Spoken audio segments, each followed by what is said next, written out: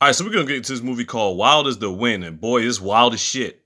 So we got this cop by the name of Uzi, right? He was supposed to be stopping this guy in a red car about some speeding or a taillight or something, but the guy ends up bribing him and dips off. What we didn't know is, or what they didn't know is, he had some chick in the trunk. I'm like, what the fuck? He just kept on driving to his destination. Then we skip ahead to 3 years later. You got this guy by the name of Martin. He works in a butcher shop or whatever, and then his daughter Melissa comes to see him. Now she wants to go hang out with her tennis buddies, her friends or whatever like that. And her father is like, kind of skeptical. But then, you know what I'm saying, she basically butters him up into it. And he's like, all right, fine, y'all go hang out. It's supposed to be having some type of sleepover or some shit. So you got this one kid in there that's just like eyeing her down. Like, we don't know his name just yet, but for some reason, he's just like, I don't know if he's mad or frustrated or whatever. Then right when she's about to leave, she bumps into this one dude. He keeps like staring at her and then he just goes about his business. And I'm like, who is this guy? Next, we cut to a scene with the guy, Uzi. Now, Uzi has a wife by the name of Abby. And she's pregnant, so you know they about to have a kid. They have a nice little family. They got a house and everything with electricity, but for some reason the TV don't work. I'm thinking to myself, maybe the TV just didn't work. You couldn't get a new TV or something like that. I mean, you could at least watch, cable or, just check out the news or something. Anyway, he's off to do another job. Now, the thing is, he's rolling with his partner in crime, this dude by the name of John. They're both police officers. But when they go into this farmhouse, they ain't apprehending nobody. They just banging off on niggas. Then they go to this refrigerator and they check out the freezer. There's a bunch of drugs in there. And they get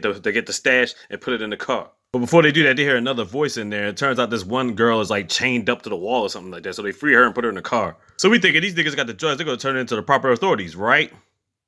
This nigga Uzi got connect with this dude by the name of Buck. And he knows one of his henchmen, this dude by the name of Spike.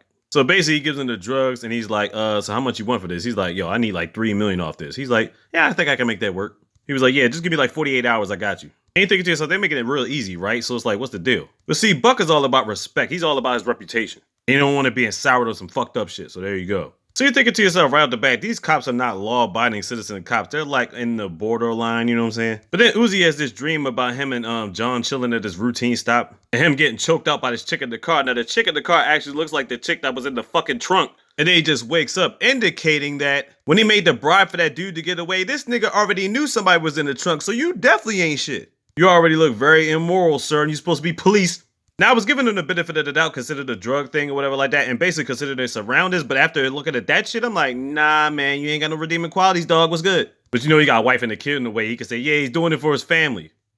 That bribe wasn't that much goddamn money to do for your family. Like, come on, son. So anyway, we get to this pool scene at this bar or whatever. And we see Melissa in there chilling with her friends, and she's chilling with this other guy too, some black guy. Apparently that's her boyfriend or whatever. Now the one dude that was in the butcher shop looking at her just like all mad or whatever like that, turns out he's actually at this bar too. So his name, he goes by the name of Henny. Hennie. Yeah, but it's still Henny. Apparently one time he used to go with Melissa, but they broke up like a year ago. And he's basically been jealous that she's got a new boyfriend or whatever. So then Uzi gets a call the next day. And it's a situation where they see an abandoned car. It turns out that abandoned car is Melissa's car. But they don't really find nothing. All they find is pulled out hair. So they're like, oh shit, where the fuck is she? So they end up going through the landscape. They end up finding her shoe and then they dig further and then they find her body. She's done deal dead as shit. So it gets to the point where Uzi's like, man, I'm not trying to solve a murder case, yo. We about to get this money. We about to get the fuck up out of here. Do what we gotta do. And then John's like, come on, yo. You know how close we are to this situation. And then Uzi's like, oh yeah, one white girl goes missing, but like a whole bunch of black people have been going missing for days and none of those cases ever been solved. He's like, yeah, I get your point though. But here's why this particular case is so important. So when they get back to the police station, the mayor is chewing out the deputy chief. He's like, get everybody in the force you can. You know what I'm saying? All this shit. We're going to get to the bottom of this. Now, Uzi's thinking to himself, he's got this money. You know what I'm saying? He really doesn't want to take this case until we find out that Melissa is actually the mayor's niece. And he's offering the police an extra $250,000 reward for the capture of the killer. All of a sudden, Uzi's like, yeah, me and John, we the two assistant, cops on the lead or whatever like that. And then the deputy chief is like, yeah, just give our guys the assistance. You know what I'm saying? We're going to make it do what it do. So basically, they're on the case and they got to tell Martin and his wife the situation because they didn't even know. So apparently, it's only been a whole day since this has gone by and it's like, wow. So both of them are devastated as they should be. I want you to understand there's also a race war going on in this territory too. I mean, blacks and whites get along, but only substantially. What brings them both together? Green, the power and money. But Uzi and John are the two people that actually do trust each other because John is white and Uzi's black. But they make it seem like they're the ones that really get along out of everybody else in this movie. And John's wife gets along with Abby too, you know what I'm saying? Like cops stick together, that type of thing. Now, sometimes the language they speak in Afghan like everybody speaks the language. And I read it up because they were actually taking place in South Africa, but the language involves Dutch from like the 17th century or whatever like that. So that's why the languages. Anyway, I had to look that up. So they start digging through clues. They find out she was at the bar that night. They get to the bartender, they get the video camera footage. So as it turns out, before they left the bar, Henny and Melissa was having this argument, whatever like that, and he ended up slapping the shit out of her. And then her boyfriend came through to step in to break up this shit. So they found out about the dude, Henny. And then for some reason, Uzi's about to snap at the bartender because when he's looking in his room, he sees a bunch of Adolf Hitler pictures around him. Like, what the fuck? But John's got his back. He's like, hey, yo, chill out with that bullshit. So then they end up finding Henny locking his ass up. They start questioning him, grilling him, and all that stuff. He's like, yo, I ain't kill her. But this was after the cops talked to Melissa's homegirls, and they said that Henny had the actual, a history of beating on her and stuff like that. So you're thinking to yourself, okay, he's suspect number one, right? Animosity towards the boyfriend, he's abusive. So there you go, suspect number one, right? So Uzi finally gets this nigga to talk. So he basically tells his side of the story. He says he didn't kill her. Then he says her boyfriend goes by the name of Sonny Boy. So they find out who Sonny Boy is. Turns out he works with this dude named Cop. This dude Cop is part of a Russian mafia. So we're like, oh shit. But at the time being, they don't know his location. So later on, Uzi ends up meeting up with Buck. He ends up getting the $3 million. They go into the house. But then Buck has his boys follow Uzi, just to keep an eye on him and stuff like that. They find out his neighborhood and he's just chilling. He tells his wife, Abby, everything's gonna be good. We straight, all this stuff. So afterwards, Abby's gotta go to work. She's like a maid or whatever. But it turns out we found out she's actually a maid for the mayor and his wife. Now, Uzi has to go to the mayor's house because there's a situation going down over there. His wife, Abby's okay, but they got to hurry up and go in the house. Turns out the mayor is like, physically and verbally abusing his wife. So Uzi comes in there. He's trying to calm down the mayor and stuff like that. But the mayor's drunk. He's talking a bunch of shit. He's spitting in his face. Uzi at that point just lost his temper and started beating the shit out the mayor. And that's when the mayor's wife stepped in and was like, yo, you got to get out of here. You're doing too much. I'm going to call the police. I'm going to end up suing you, blah, blah, blah, or whatever like that. But she ain't doing all that. She did that just to calm him down. So Uzi and Abby get back to the house. Abby's pissed off, thinking to herself she's probably fired. I want you to understand something. The mayor and the mayor's wife are white. Uzi and Abby are black. Remember when I was talking about the race wars that were going down in this country? Town or whatever? Yeah, it's like that. So basically it comes down to a situation where the cops are putting two and two together. Cop is with Sonny Boy right now, but it turns out Sonny Boy is actually one of Buck's cousins. The same guy that Uzi just did a deal for the $3 million for in a crack. Nigga. So basically Uzi texts Buck because he's giving him a heads up because he's letting them know that he's got to raid their bar. So Uzi basically has to confront Buck so he can get the information of where Sonny Boy is. But Buck is thinking to himself like, yeah, this is not over. You know what I'm saying? I still got a reputation to keep. And he's all about his reputation. So basically, Cop and Sonny Boy are chilling in this random hotel. The boys break in and push Cop the fuck out the way, and they're trying to catch Sonny Boy. Sonny Boy's on the run. Uzi ends up losing him, but then John ends up catching him. And he ends up beating him before they put him in the car. And everybody's like, what are you doing to Sonny Boy? Oh my God. Everybody in the community like, this isn't justice. This ain't right. So it gets to the point they lock up Sonny Boy, they start questioning him, and he starts telling his side of the story. Now, apparently him and Melissa was in the car, and some dude behind the nowhere was just kept honking his horn or whatever like that. Now, the thing is, he wanted to stay with her, but the thing is, she didn't want him to stay with him because she had to go back home. And she didn't want her parents to see him because obviously her parents wouldn't have approved of her dating a black guy, so there you go. And at this point, you could tell she really loved him, but she just didn't feel like dealing with the hassle with her parents and shit. So apparently that's his alibi, and that's the reason why he wasn't with her when she had died. So it got to a point where Uzi goes back to the house and all of a sudden he gets ambushed by Spike. You're like, what the heck? And Buck is like, yo, I don't appreciate the disrespect you coming to my club and shit like that. He's like, I let you know they was coming. Yeah, but it still burnt my reputation. He's like, so what can I do to pay it back? He basically told him to go in there and open up the shed. And he got his $3 million back plus some money that he had back in there. So basically he left Uzi with nothing. And while all this was happening, he was basically holding Abby and his shit, gunpoint. Now, apparently up to this point, Abby didn't know the shit that he was doing. So she was skeptical at first when he finally got the bag. It was like $3 million. Where the fuck you get this from? He like, don't even worry about that. Half of that is going to my partner too. But she's like, still, like, that's a lot of money. He kept telling her it was like back taxes from like the police owe me. She's like, yo, don't fucking lie to me, yo. And it gets real. He talks about the situation where like, everybody's out to get something. You know what I'm saying? They're trying to get money off of some shit. Nobody in this town's doing things honorably and I'm doing my best. He's like, I'm holding it down for people that want to stick it to me every daggone day. I was like, I get where he's coming from with the sentence, but she still was like, come on, man.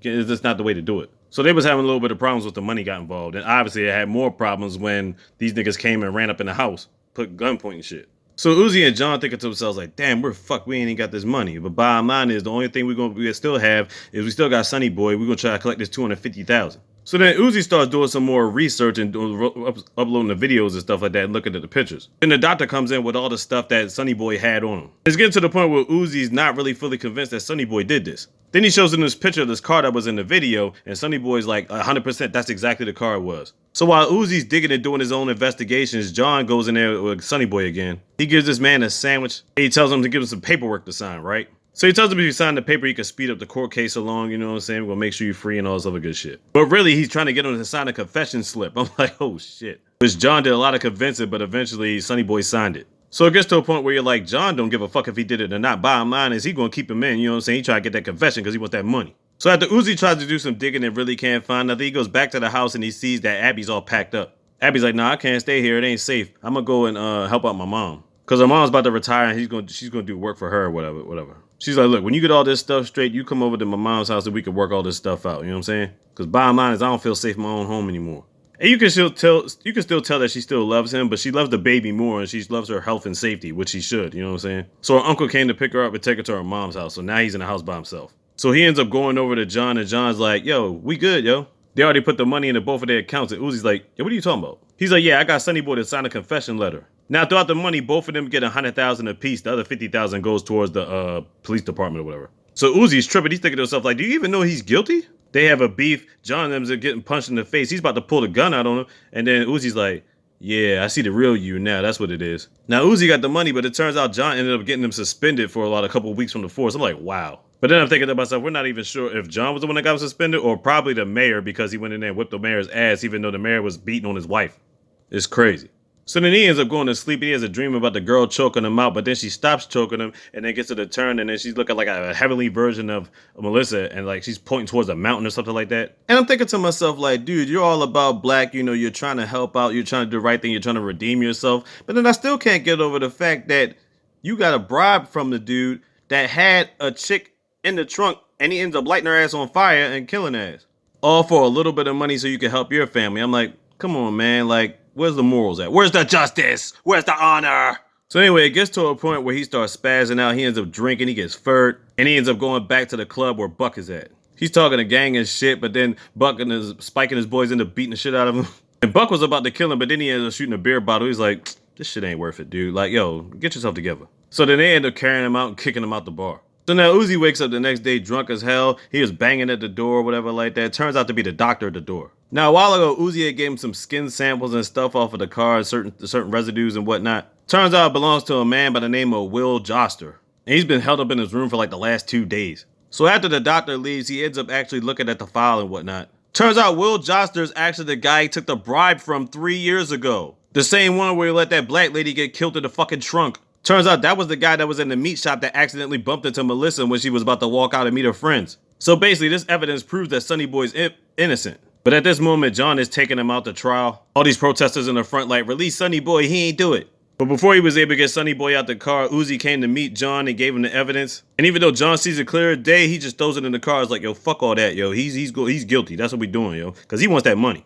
He wants to keep all that. We want to go to town. They're going to make it do what it do. They're going to make things work. So Uzi trying to plead his case. He's like, come on, yo, Sonny Boy, he's just a kid. You know this is wrong on all levels. So then as Johnny's about to get up at the steps for a trial, all of a sudden, Martin shoots up in the air. So that way police could get distracted. All of a sudden, his wife comes around from the corner and bangs off on Sonny Boy. It kills him, done deal, dead as shit. I'm like, wow.